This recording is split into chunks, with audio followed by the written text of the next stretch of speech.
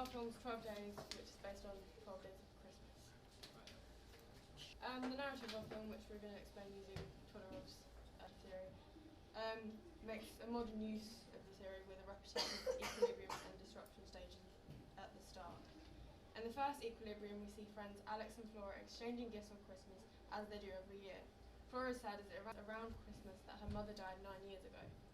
The disruption occurs when Flora sees texts on Alex's phone from their teacher exposing their relationship.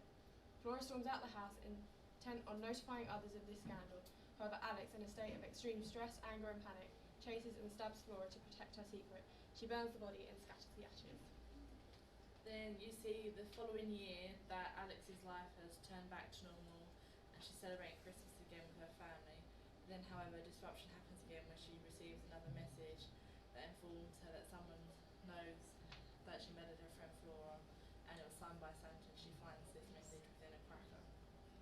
Alex then receives more gifts and they slowly increase in threats, and she attempts to hide them from her family. She then finds a note on a piece of paper from a psychiatric hospital, and she tries to discover who Santa really is. And then at the end, she's chased by Flora's mother, who is Santa, which has, and then she kills her with the carving fork which he used to kill Flora. She then burns the body and returns to her family for Christmas, and the secret is safe. The narrative in the trailer will only include the first 3 stages of Todorov's narrative theory, so as not to spoil the audience. In other words, the audience will know that Alex killed Flora and that Alex is being blackmailed by Santa, but will never know who Santa actually is. Shots that will be included would have been included in the final 2 stages of Todorov theory may also be used. For instance, Alex being chased by the mother, however, they'll be taken out of context. So, it won't be spoiled.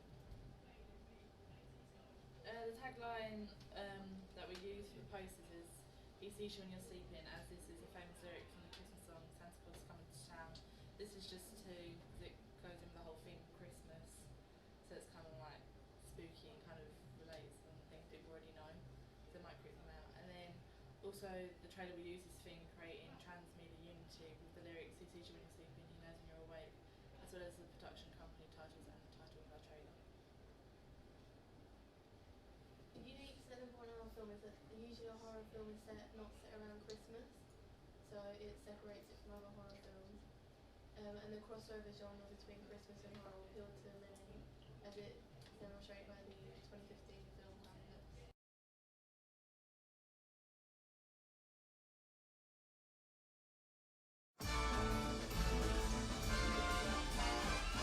It's the most wonderful time of the year, with the kids jingle belling. Merry Christmas! And everyone telling Looks like Martha Stewart threw up in here. This is delicious, honey. A little dry. Well, mine's delicious. Mine's dry. Do you want to trade? it's the It's Christmas. It's Christmas. It's Christmas. with those holiday greetings and gifts.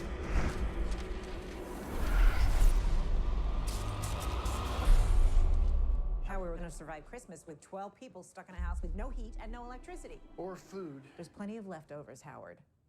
Beer it is. It's the weirdest thing. There's no cars, no people. How long can this keep up?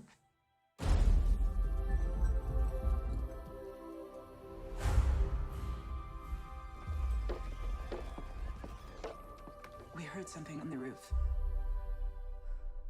The hell is this? Saint Nicholas is not coming this year. Instead, a much darker, ancient spirit.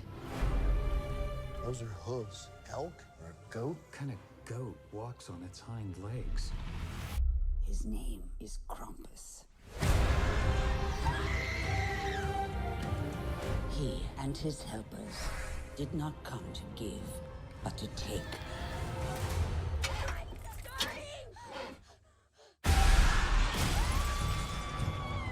Everybody, hold on to each other.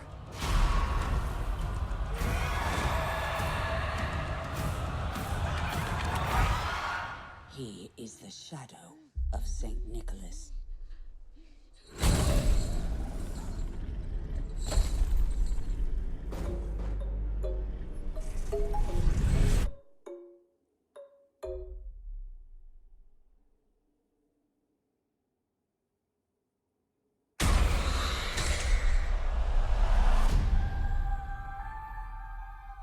Christmas. Nothing bad's gonna happen on Christmas. Additionally, because it's a Christmas film, it was intended to be released mid-December, which is generic with teen movies. For instance, Hunger Games has always been released in November as well, which takes advantage of the Christmas buzz. That's when people take time off work, so they'll be willing to go and watch films. It's releasing peak season for films, which is the end of Oscar season. So films aiming for Oscar nominations are often released for higher attendance. The target audience of a slasher stalker genre is teenagers, and it's made for obsessed and casual fans due to the novelty and the fact that after October there are a few new horror movies released. Use of macro features. For the lighting, we're going to use warm yellow and brown colours during happy and family scenes, such as these shots from the Amityville Horror in 2005 and Cabin in the Woods, and also cold blue, green and grey colours during scary or threatening scenes in the film, which is quite conventional, as seen in Would You Rather and I Know What You Did Last Summer. The costume used will be the iconic Santa suit, which will be ill-fitting and muddy, as well as will probably have some tucks in it as well. Also, the final girl will have a traditionally feminine costume at the beginning of the film, where she kills Y. Also, after this, her clothes become more masculine, with trousers rather than a skirt or dress, as that is conventional in the final girl. For the setting, we'll use a suburban house, which is familiar to the viewer, which makes them more scared because it's relatable to them, and they feel as if it could happen to them. It's also conventional of the slasher subgenre, for instance, the house from Halloween. Also, both the chase scenes will occur in the woods, which links to the urban noir convention, though this convention is never fully explored or conformed to, as Alex does not fight with the natives of the wilderness, and urban noir is more characteristic of the zombie genre than the stalker slasher genre, as shown in this Evil Dead remake. The props that we're going to use is the carving fork. This is the murder weapon, as well as the phallic weapon that we used to kill probably both her friend and also Santa. Also, the dog collar is one of the presents that she receives as a threat. The snow, because we want to hide a hand in the snow as one of the death cover-ups, as well as medical files, as the whole Santa character came from the mental asylum. Also, because it's around Christmas, we're going to use wrapping paper and boxes to make it more Christmassy. Also, the Christmas crackers used for the first threat, so kind of also within the Christmas theme, as well as Santa notes. The calendar, we're going to use 2013 calendar as Friday the 13th on it, as well as a doll to also be used as a threat. In our results from our questionnaire, we found that extreme close-ups and close-ups are the ones that people wanted in a horror trailer.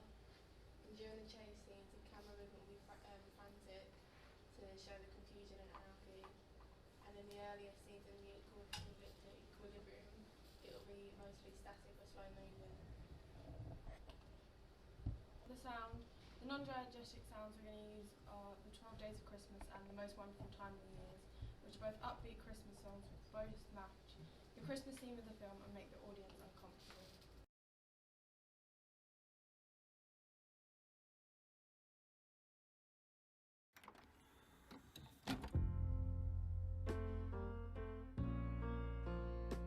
I just want you all to know how much it means to us that you're all here. Thanks to Mom and Dad. Beautiful. Just a perfect day.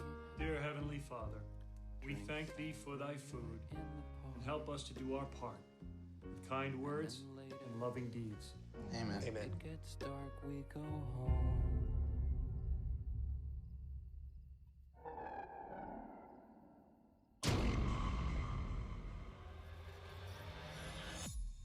What is that?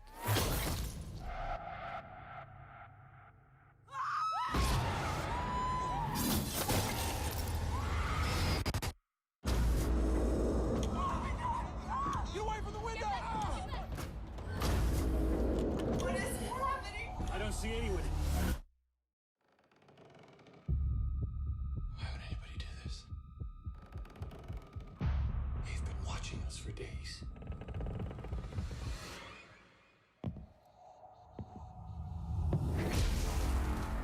This wasn't a random attack.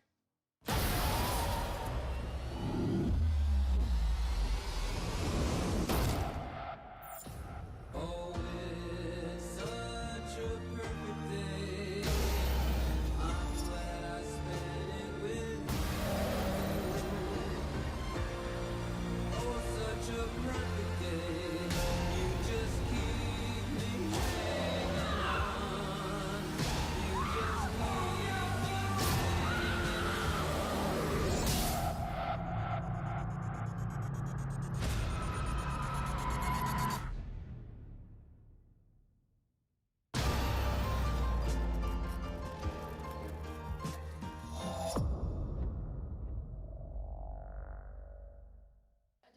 Both of these are quick songs, which many people believe works best in a horror movie, as indicated in our horror audience questionnaire.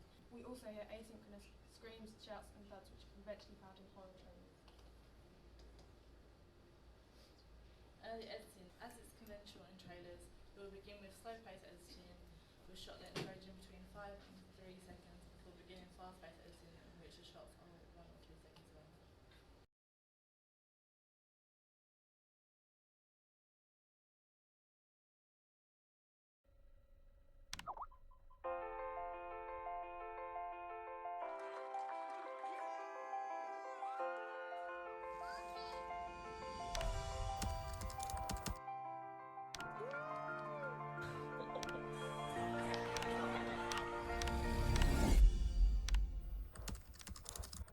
You want to take some pictures? Post it. I need another drink.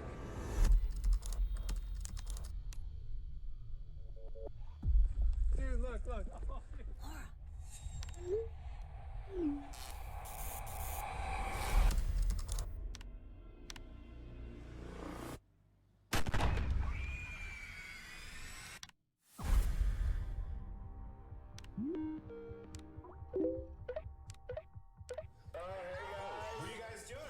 Did you guys buy your tickets 2 weeks ago like I asked you? Which seats are better, balcony or orchestra? Hey, Mitch, who's your buddy? Who is that? I just tried to hang up on him. Can we get rid of this person? I don't know. Was this here the whole time? It's just probably a glitch. Well, the glitch just typed. Who is doing this? This is Laura's account. Who would hack into a dead girl's account? Maybe it's Laura. All right, everyone, hands up right now. Who's doing this? Oh my god. Guys, seriously, who posted the video? It wasn't me. Well, one of us did.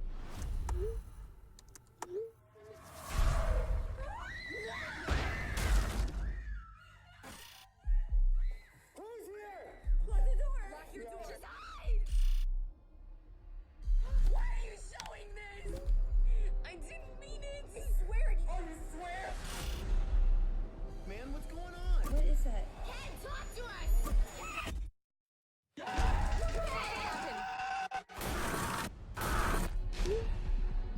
I'm signing off. No, I'll kill you! I have a gun, you hear me? Why is he counting down?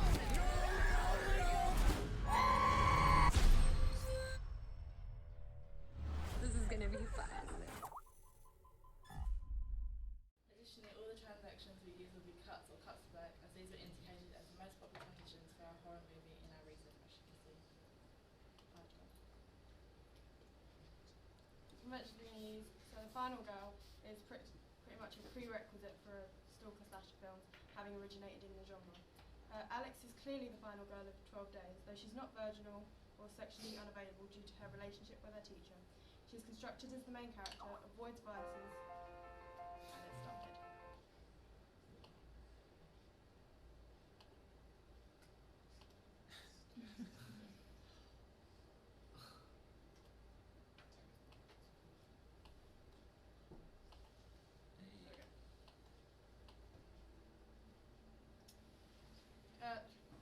So she's not sexually unavailable or virginal. She avoids vices such as drugs and alcohol, has a unisex name, is resourceful in using a carving fork to kill with, vigilant and curious as she ensures that her secret is kept and discovers Santa's true identity, has a somewhat shared history with the killer through Flora. She is masculinized through her costume and the use of a phallic weapon, as a carving fork, unlike a knife, cannot slice but must penetrate. She confronts and vanquishes the killer, becoming the last surviving female. The killer has what Clover calls a gender identity crisis, in that it remains ambiguous, or at least questionable, as Santa is traditionally seen as a man, until Santa's identity is revealed. And finally, whilst the climactic fight will constitute the last 10 minutes of the film, it will also constitute the climactic final minute of our trailer. For The Monstrous Feminine, which was by Barbara Creed, we said the archaic mother is the antagonist of the film. This is because she's dressed up as Santa and trying to kill the girl that killed her daughter. However, this convention is not fully explored in the trailer, as this would reveal the narrative. However, there are quite clear hints. We're going to have long fingers from like the costume with like nail varnish on, so you sort of see it's a woman.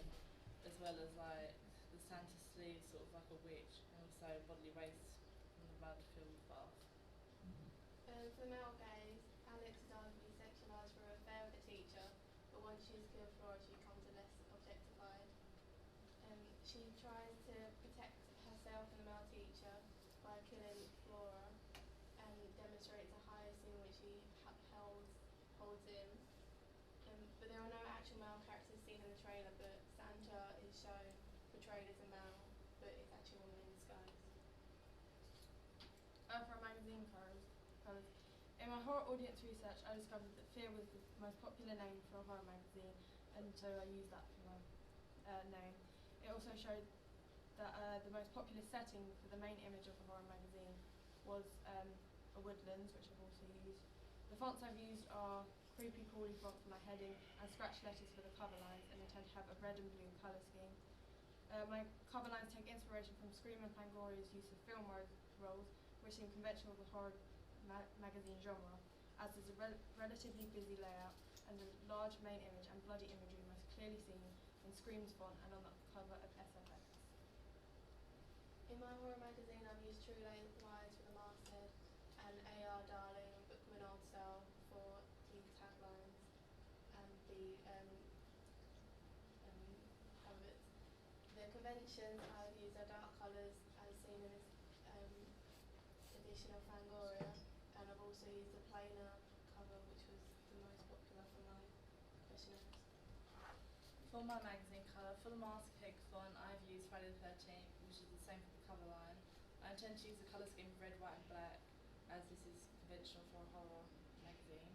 My cover lines are inspired by Scream and Toxic Horror magazine, as it helped the magazine have conventional cover lines. I've used a large image positioned in the middle and the title of the film over the top of the image, which is also conventional to the Horror Hound magazine, which is positioned. For my posters, the main images take inspiration from Halloween, which used the iconic pumpkin of that holiday. It also uses the horror poster convention of a hand reaching or grabbing, which is perhaps more conventional for zombie horror genres. However, it is used ironically here as it's for the hand of the mother who you think is dead for most of the film. It also helps to evoke the monstrous feminine convention, as does the pool of blood. From the Saw poster, I've taken the idea of both a central image with little background and of depicting gore due to the pool of blood and hand being twisted at an odd angle. The fonts I intend to use are Candy Cane for the masthead and October Crow for my tagline, as seen here, which says, "He sees you when you're sleeping." The credits on my poster take up some of the space, as they're conventional of a horror movie poster, despite my horror audience research suggesting that no credits are preferred. I have, however, used a close-up shot of the hat, blood and hand, which was suggested as the most appropriate to use. For my poster, I've taken inspiration from The Gift with someone holding a present, and I'll be using Dead font for my masthead and Anarchy font for my taglines. For the horror convention, I've used blood on the poster, which also links to monstrous feminine, and I've used dark colours. For my poster, for the title I will use the font Dead Font Walking, and for the tagline I will use the font Silent Exchange. The credits will take up some of the poster at the bottom, as this is conventional for a horror movie poster. My image takes up most of the frame, with someone in a Santa outfit holding a present, as this goes along with the storyline. Also, my poster will